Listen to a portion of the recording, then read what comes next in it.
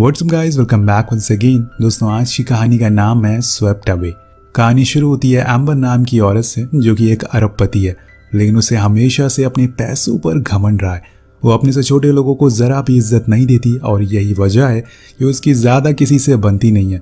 एक दिन एम्बर और उसके साथ वाले लोग प्राइवेट जेट से एक बीच पर जाते हैं और वहां पर ये शिप से कुछ दिन के लिए स्टे करेंगे। अब कैप्टन सभी लोगों से हाथ मिलाता है और उन्हें अच्छे से ग्रीट करता है, लेकिन एम्बर उन्हें ज्यादा भाव नहीं देती है और बिना हाथ मिलाए ही अंदर चली जाती है। जैसे कि हम उसका नेचर जानते हैं, उसी दौरान हम माइक नाम के आदमी को भी देखते हैं जो उसी शिप में क्लीनिंग का काम करता है। वो एम्बर से कुछ खास खुश नहीं था। उसने आते ही सबको ऑर्डर देना शुरू कर दिया था। अब माइक भी उसके सामान को लेकर उसके पीछे पीछे रूम तक जाता है और फिर वापस जाने लगता है, लेकिन एम्बर उसे रोक कर कहती है कि क्या इस शिप में जिम है। वो मना करता है, लेकिन कुछ देर बाद वो कार्डियो साइकिल ला कर देता है और कहता है कि मैम आप इसे इस्तेमाल कर सकती हैं। अब ये बात एम्बर को बहुत बुरी लगती है, क्योंकि पहली बार जब उसका किसी ने मजाक उड़ाया था वो उस पर बहुत चिल्लाती है और धमकी भी देती है कि वो उसे इसे काम से निकलवा देगी, लेकिन माइक उसे कुछ नहीं बोलता क्योंकि वो थोड़ा समझदार था। इसके बाद वो लोग शिप से थोड़ी दूर पर जाते हैं और वहां ड्राइविंग करने आए थे, लेकिन एम्बर नहीं करती क्योंकि उसे पानी से डर लगता है। वो माइक को अपने साथ बैठने को बोलती है। वापस आने पर वो सभी लंच करते हैं, लेकिन यहाँ भी एम्बर के नखरे खत्म नहीं हो रहे थे। वो कहती है कि लंच बहुत ठंडा है, इसे और गर्म करके लाओ, लेकिन आज चीजें अब माइक के सर से ऊपर जा रही थी और इसीलिए वो गुस्से में आकर जितना भी लंच होता है वो उसके ऊपर फेंक देता है और बाद में उसी भी उठाकर समुंदर में फेंक देता है। लेकिन तभी एक चुटकी बजती है और वो हकीकत में आता है ये बस उसका एक वहम था।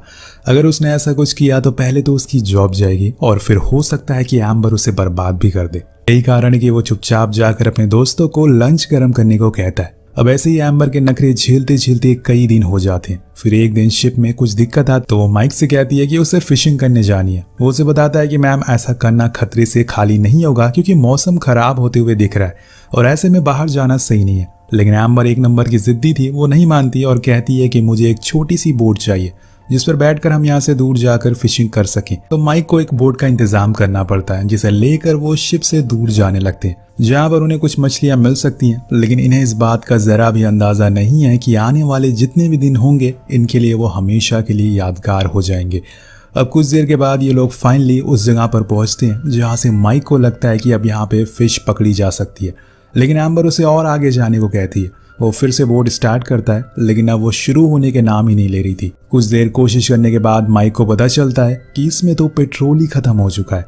अब जब ये बात एम्बर को पता चलती है तो वो आग बबूला हो जाती है और माइक पर चिल्लाती है।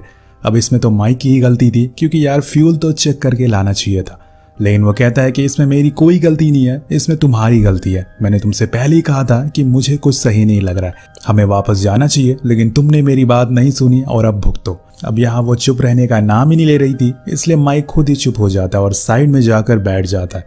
कुछ देर बाद एम्बर का गुस्सा शांत होता है तो वो उसे बताता है कि हमारे पास अब कोई रास्ता नहीं है सिवाय किसी शिप के इंतजार करने के, अब जो कि इस बोट पर पैडल भी नहीं है जिससे कि हम थोड़ी दूर वापस जा सकें। अब वो दोनों उसी जगह पर बैठ जाते हैं और अब इनके पास इंतजार करने के अलावा कोई चारा नहीं है।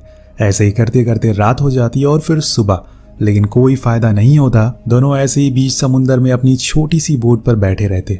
अब इन्हें यहाँ पूरे 6 दिन बीत चुके हैं पर कोई मदद के लिए नहीं आया। इन्होंने कई दिनों से कुछ खाया भी नहीं है। जो भी खाने का सामान था एम्बर अपने साथ लाई थी वो तो कब का खत्म हो चुका है। लेकिन जैसे जैसे दिन बीत रहे हैं इन लोगों की दिक्कतें बढ़ती जा रही थी।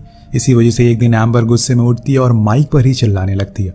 तभी उसे एक बंदूक मिल जाती है, पर उसे लगता है कि ये किसी तरह की फ्लेयर है, इसलिए वो चलाने लगती है। लेकिन माइक उसे बताता है कि जो तुम ये समझ रही हो वो चीज नहीं है, लाओ मुझे वापस कर दो। और इसी हाथापाई में गोली चल जाती है जो सीधा बोट पर लगती है, जिससे अब धीरे धीरे इनकी बोट की हवा निकल रही है, जिसकी वजह से एक हिस्सा पानी में डूबने लगा है। वेल, अभी तक इनकी मुसीबतें कम थी, ये और आ गई थी। उसी रात तेज बारिश होती है और तूफान भी आता है। दोनों उस बोट को पकड़कर जैसे तैसे सरवाइव कर लेते हैं। जब सुबह होती है तो उनकी किस्मत चमक चुकी थी, क्योंकि सामने एक आइलैंड था। फाइनली दोनों बोट को हाथ पैर मारते हुए उस आइलैंड तक पहुंचते हैं, लेकिन वहां पहुंचते ही माइक कहता है कि अब एडवेंचर खत्म हुआ। तो एम्बर कहती है कि हाँ, अब तुम्हारा एडवेंचर शुरू होगा, क्योंकि जब मेरा लॉयर तुम्हें जेल भेजेगा। लेकिन अब माइक को पता था कि यहाँ से निकलना इतना आसान नहीं है। पहले तो इन्हें लगता है कि जरूर इस आइलैंड पर कोई होगा, लेकिन थोड़ा छानबीन करने के बाद इन्हें पता चलता है कि ये बुरी तरह से एक डिजर्ट आइलैंड पर फंस चुके हैं। एम्बर का ऐसा बर्ताव देखकर वो उसे वहीं छोड़कर अपने रास्ते निकल जाता है और कहता है तुम्हें मेरे से ज्यादा दिक्कत है ना, तो आज से हम लोग अपने अपने रास्ते निकल जाते हैं। वही माइक अब उस आइलैंड पर कुछ हेल्पफुल चीज़ें ढूंढने लग जाता है जिससे कि उसका थोड़े दिन तो गुजारा हो जाए। शुरुआत में उसे कुछ नहीं मिलता, लेकिन कुछ ही देर बाद उसे एक झोपड़ी मिल जाती है और कुछ बॉटल्स भी जो किसी इंसान की थी, शायद पहले यहाँ पर वो भी फंसा हो। अब यहाँ उसके रहने का इंतजाम तो हो गया था, इसके बाद उसे अपने खाने का जुगाड़ करना पड़ेगा। अब पास में ही समुंदर था तो उसे ज्यादा ढूंढने की जरूरत नहीं है, लेकिन उसे थोड़ी मेहनत तो करनी पड़ेगी।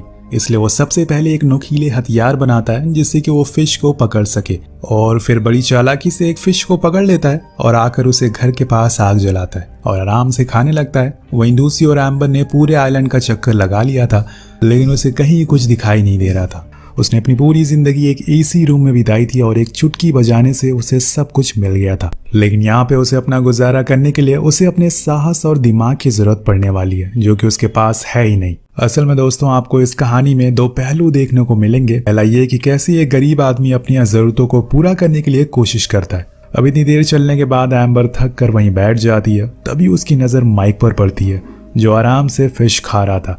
उसे देखकर एम्बर को जलन होने लगती है, लेकिन उसे भूख भी लगी थी, इसलिए अब उसे ईगो छोड़कर माइक से खाने की रिक्वेस्ट करनी होगी, क्योंकि अगर वो ईगो में रही तो भूखी मारी जाएगी।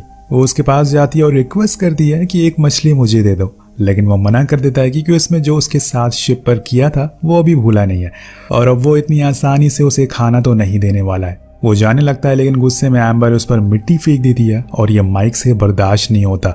वो सीधा एक उसे चाटा जड़ देता है और कहता है कि अगर तुम्हें खाना चाहिए तो मेरी कुछ शर्तें हैं जो तुम्हें माननी होंगी। पहली शर्त कि तुम दोबारा मेरी बेइज्जती नहीं करोगी। दूसरी, यहाँ बॉस मैं हूँ, अगर तुम्हें कुछ चाहिए तो तुम्हें उसे कमाना होगा। तीसरा ये कि अब से तुम मेरे सारे कपड़े धोगी और मुझे मास्टर कहकर पुकारोगी।